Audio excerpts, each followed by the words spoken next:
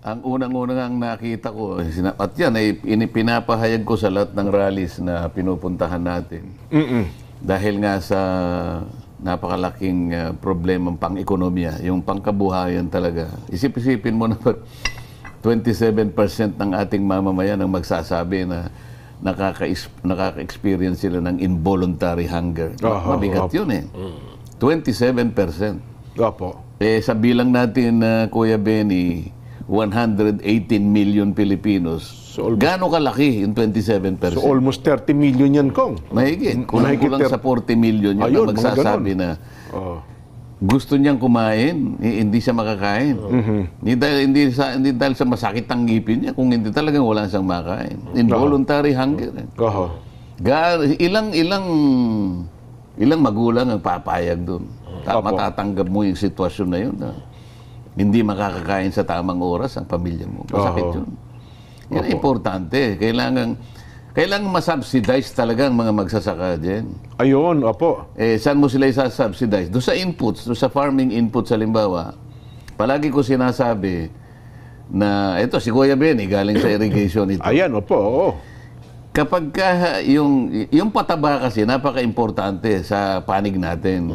Masasakripisyo yung ani mo per hektar kapag pag binawasan mo yung 8 bags ng pataba, urea, yung pataba. Urea, opo. Magkano ang isang bag yung pataba? 8 bags sa loob ng yung isang hektare. Mangungutang pa yung tao. Ngayon alam mo, sinakripisyo niya 2 lang o 3 bags lang. Yung productivity ng farm niya, wala talaga eh. Opo. Hindi niya may produce yung tamang produce eh.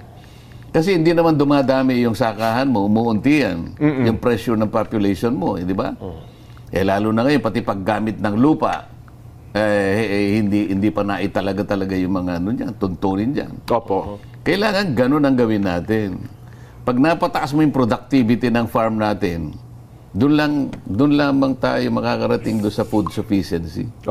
Food sufficiency pa lang, hindi security. Pwede namang halimbawa sa pagsasubsidize niyan, para hindi na masyadong mataas yung presyo. But hindi na lang government to government kasi yung importation. Para sa ganun, wala na yung traders eh. Pangalawa, habang ako'y nangangampanya, may kasama akong isang grupo ng mga nagbebenta ng organic fertilizer. Opo.